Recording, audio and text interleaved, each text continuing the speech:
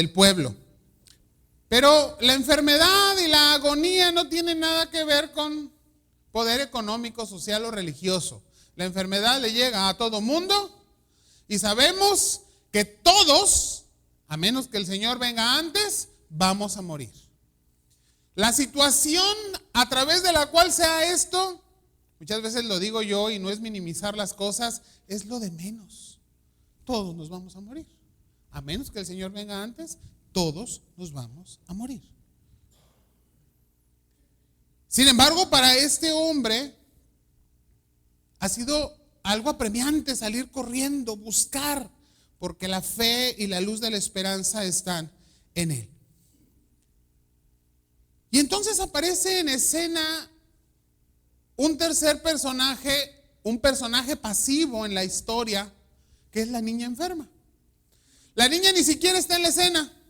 No puede salir de su casa, no se puede levantar de la cama, no la han traído hasta la presencia del Señor. No hubo amigos con fe para que la llevaran cargando hasta delante del maestro. Pero hay un padre que está suplicando porque el Señor vaya hasta su casa.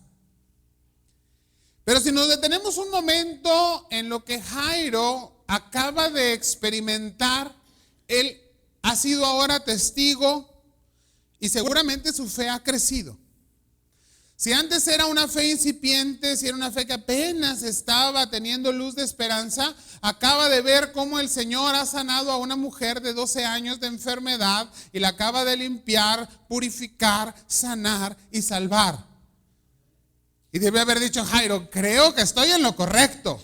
He venido delante de la persona que sí puede, que claro que puede resolver el problema por el cual estoy pasando. Hermanos, a veces los seres humanos no aprendemos de esas experiencias. Y más triste aún, los creyentes no aprendemos de esas experiencias.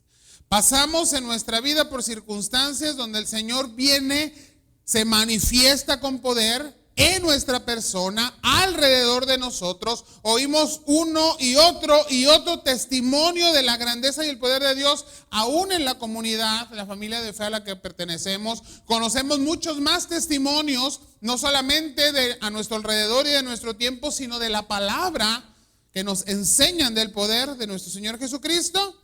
Pero nos pasa lo que a los discípulos, cuando empieza la tormenta y las olas empiezan a meter a la barca, volteamos y le decimos, Señor, ¿qué no tienes cuidado de nosotros? ¿No ves que nos estamos muriendo?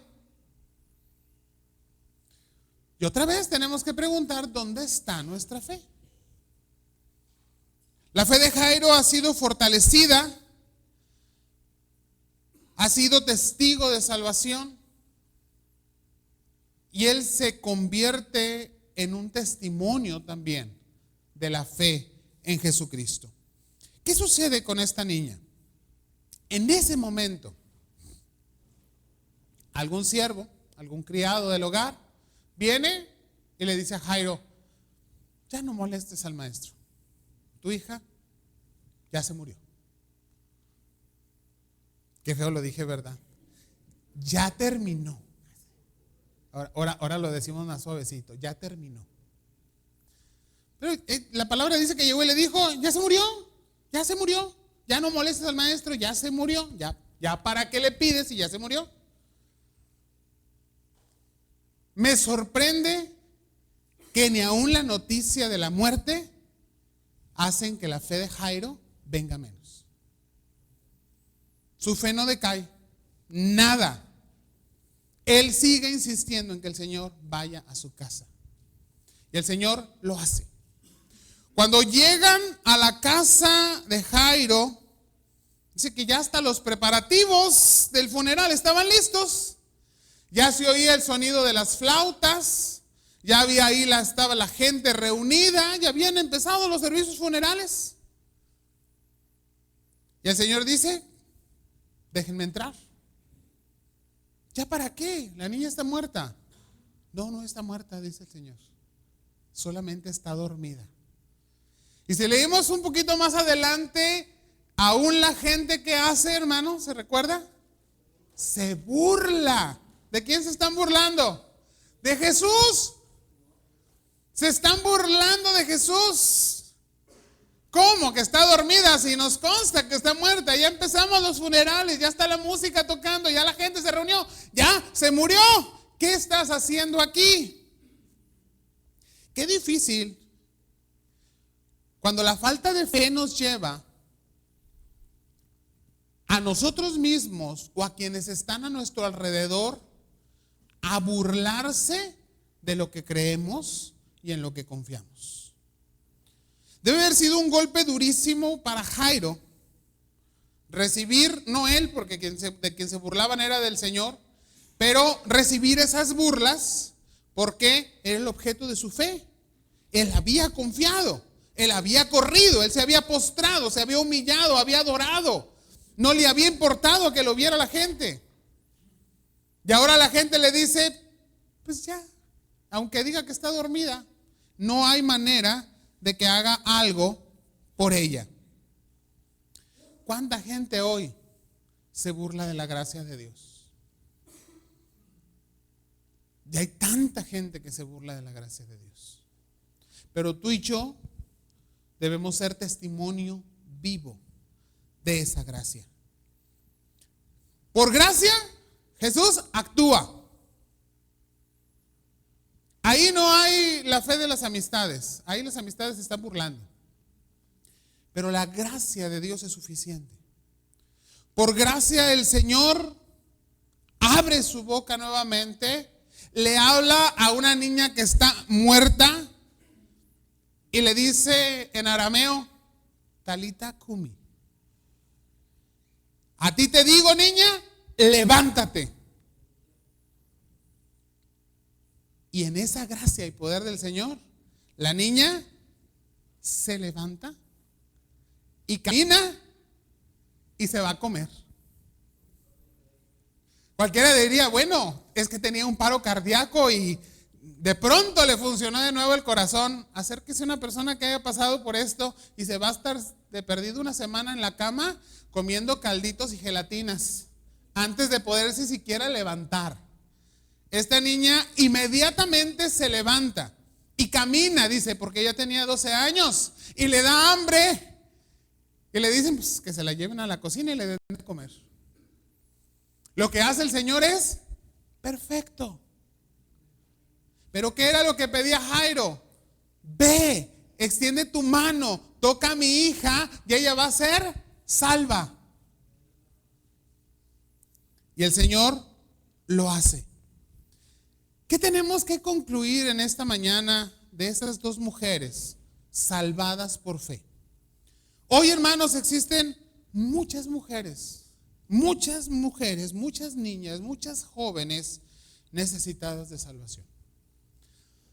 Y no me diga, ay pastor, qué sexista se nos puso hoy, o qué feminista la predicación. No es por el pasado 8 de marzo, no tiene nada que ver con el Día Internacional de la Mujer.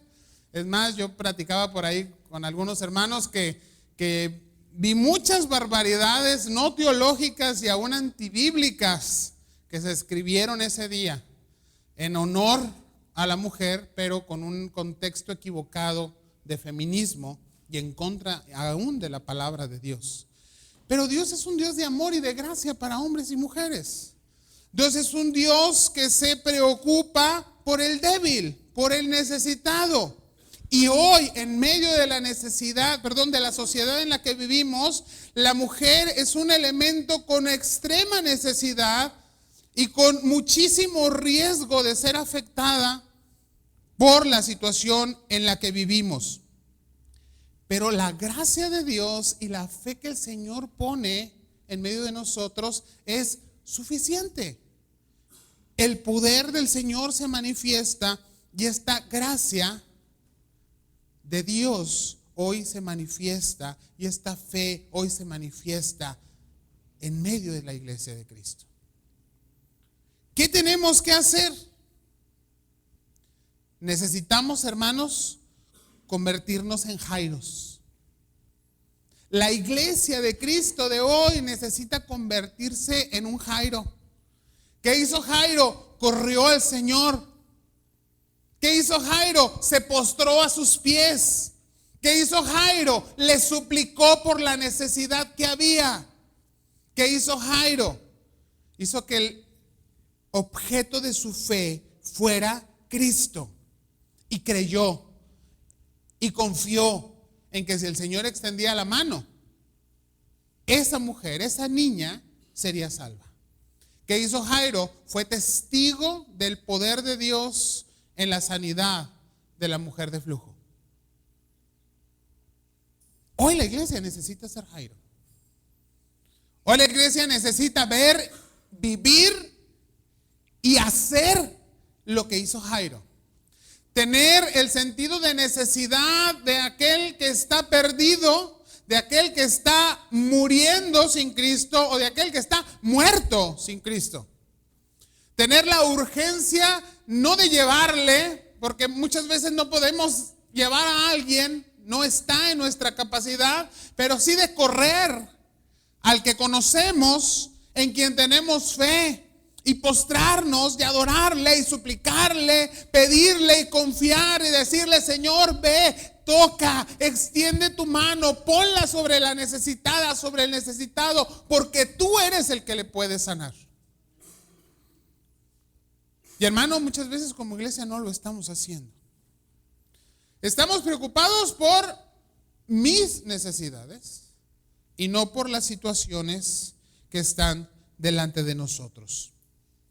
Millones de mujeres de todas las edades, ancianas, adultas, jóvenes, niñas, viven hoy como muertas en medio de la maldad que hay en este mundo. ¿Cuál es la solución? ¿Cuál es la salvación para ellas? ¿Cambiar las políticas gubernamentales? ¿Fundar asociaciones de beneficencia? La solución sigue siendo Cristo. Y la iglesia somos los agentes de testimonio de que Cristo es la solución. Por eso vuelvo a insistir, necesitamos ser un Jairo. Ver la necesidad de mujeres, y ahora agrego, y de varones, y correr a los pies del Señor, poner nuestra fe en Él, suplicar y confiar. El Señor va a hacer la obra. Esa fe que el Señor ha puesto en nosotros, esa gracia que Dios tiene para contigo, que ha manifestado, es la misma fe y la misma gracia que va a actuar con poder para que podamos ver, ser testigos y demos testimonio de que el Señor da salvación. No solamente mujeres declaradas hijas salvas por fe, sino también varones declarados hijos salvos por fe. Levantémonos como iglesia, no para buscar soluciones propias, sino para postrarnos delante del Señor y buscar que Él dé la solución.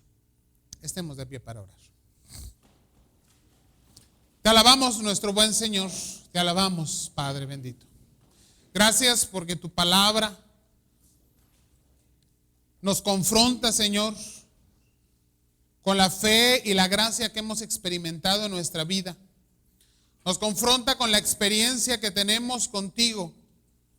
Nos enfrenta al testimonio que nos has dado en nuestros hermanos y hermanas y en tu propia palabra acerca de lo que tú puedes hacer, Señor, puesto que para ti no hay nada imposible.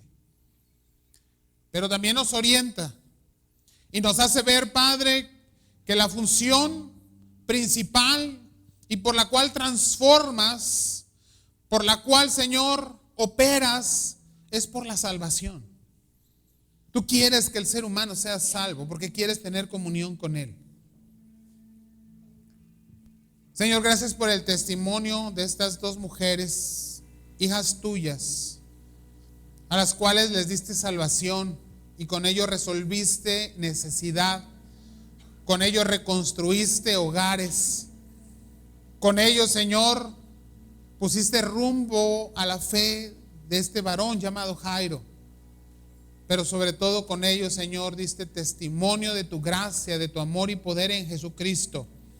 A todos los que estaban en ese momento alrededor, y a nosotros, Señor, después de tantos años, para invitarnos, Padre, a que en esa fe y en esa gracia vayamos y seamos testigos.